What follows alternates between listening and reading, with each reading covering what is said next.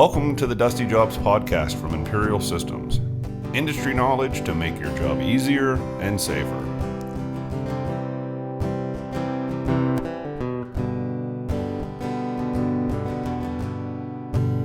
Hello, and welcome to another episode of the Dusty Jobs podcast. Today we got Paul Carucci with us from PA Robotics. How you doing today, Paul? We're doing good. Thanks for having me. That's good, yeah. So thanks for coming in.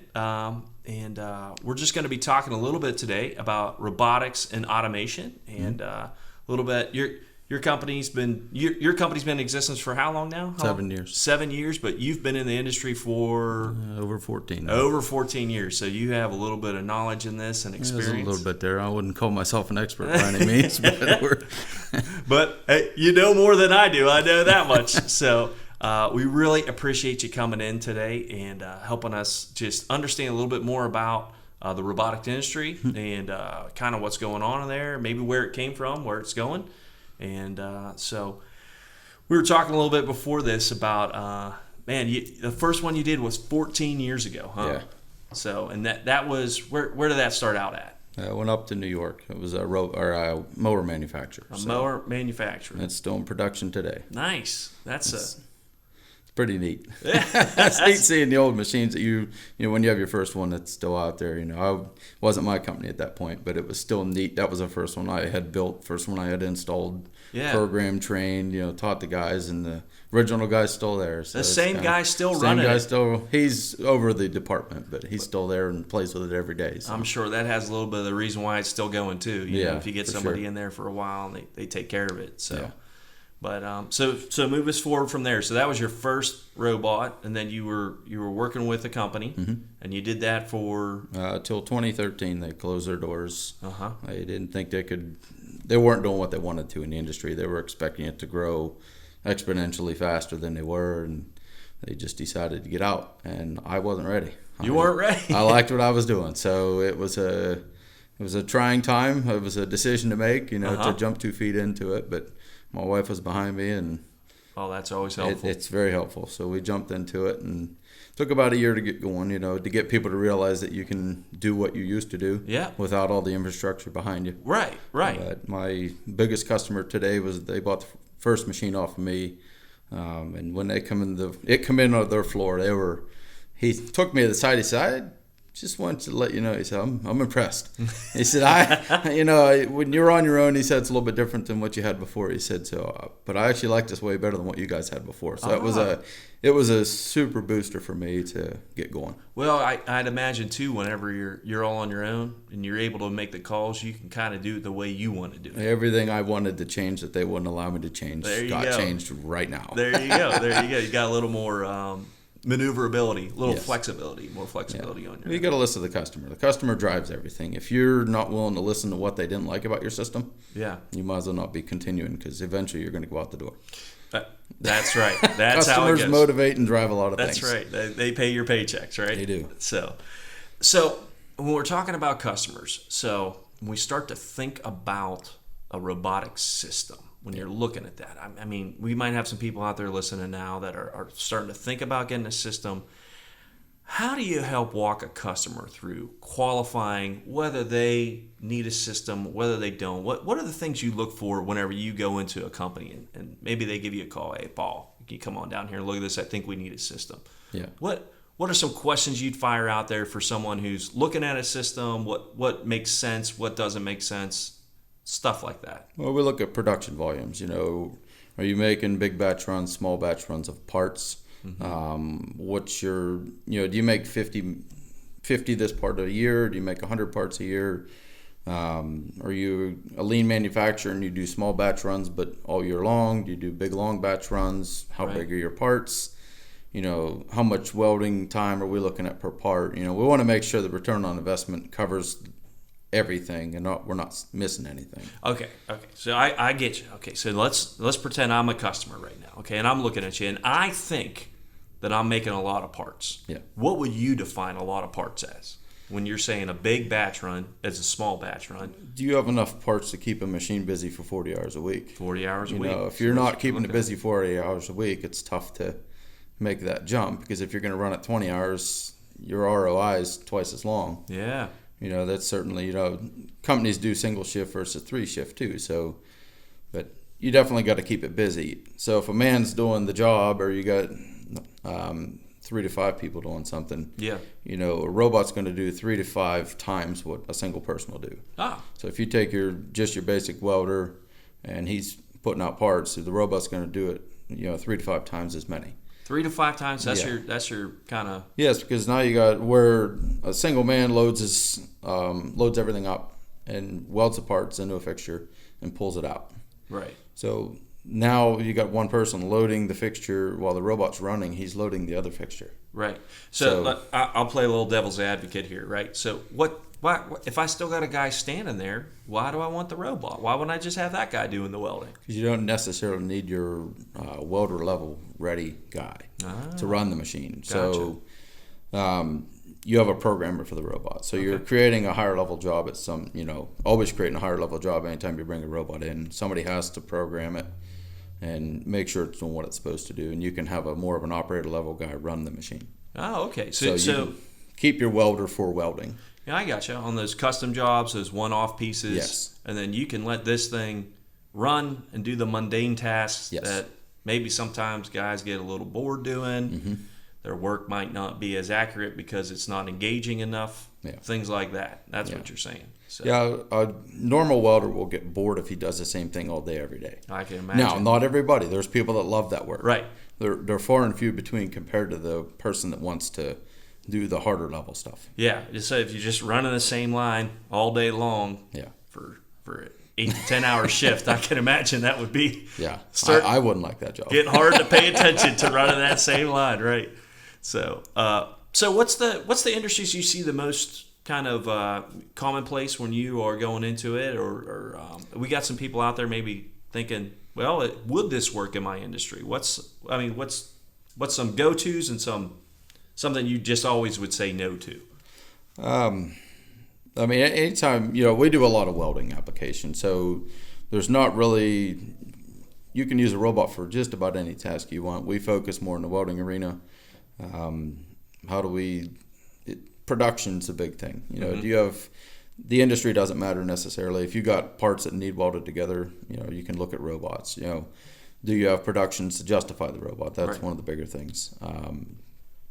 I don't know what industry wouldn't, if you got application where you got repeatable work, you don't want the robot for something that's inconsistent. So it does the same thing every day. I gotcha. So when you're looking at qualifying whether you want a robot or not, if I'm hearing you right, thing is, do you have enough volume? Mm-hmm. You have enough hours for it? Do you have a repeatable job?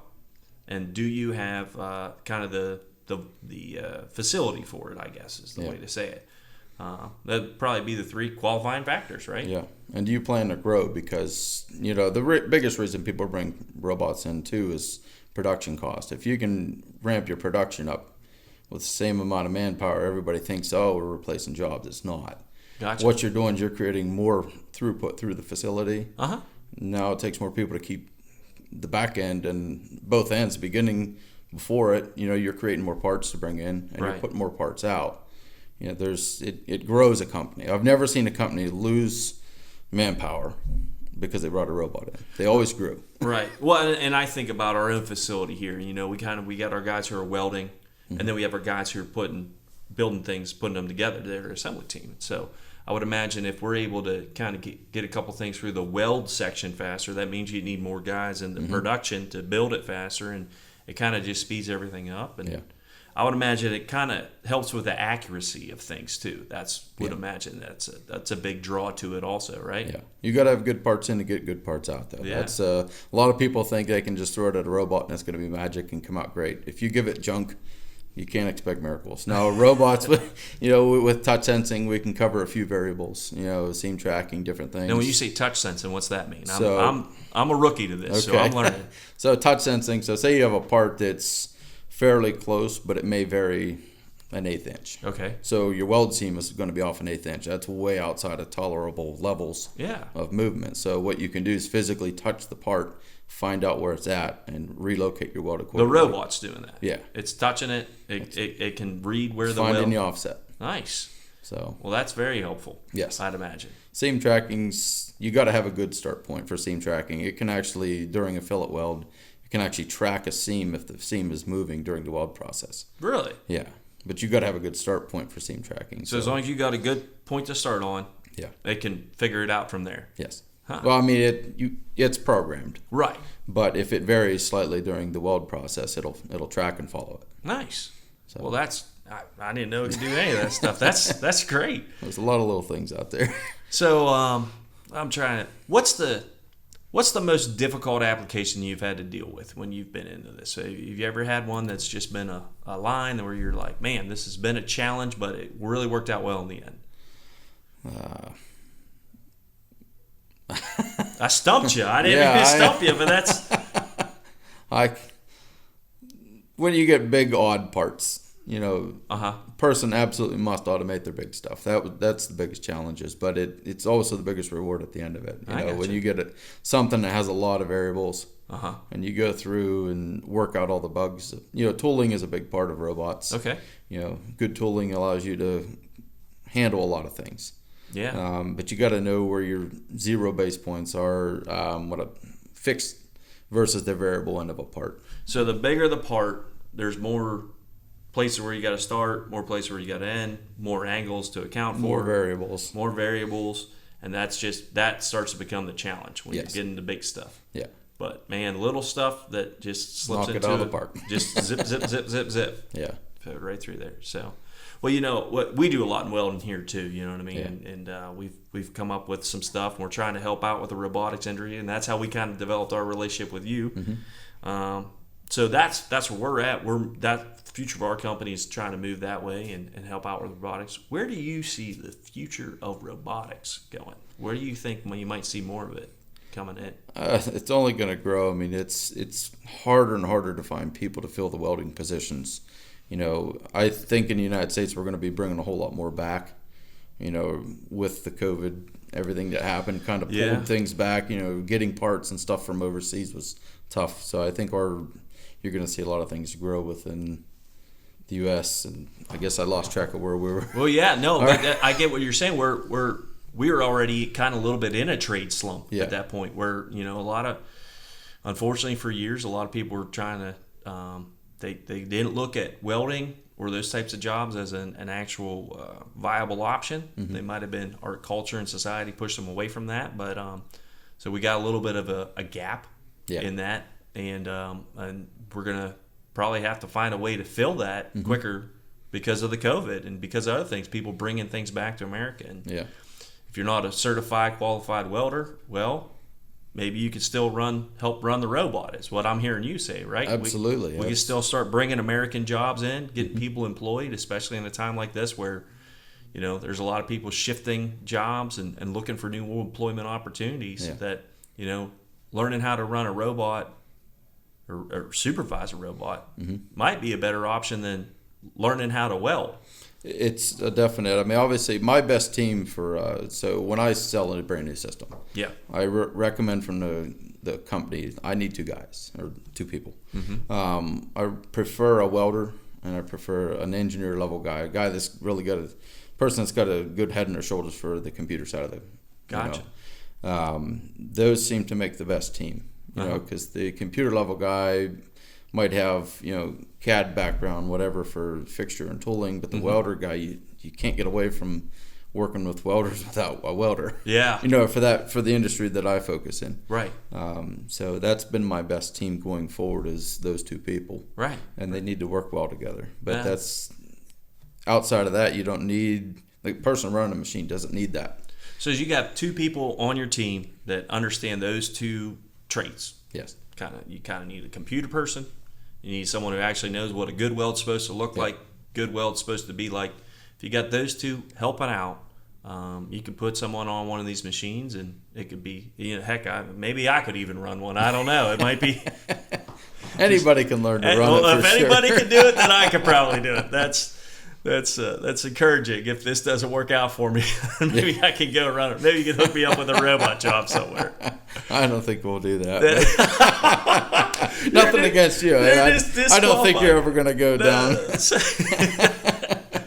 But well, yeah. When that's interesting. Have you seen more people because of the COVID, because of that kind of mentality of well, a robot doesn't get sick, but you still need people to run it. So You do. yeah. So it's not an independent thing. It still requires. They don't get sick, but you still got to have inbound and outbound parts available. So that's a definite need. But there's a whole lot more goes into a robot. That's why I said, when people think they're taking jobs, they don't.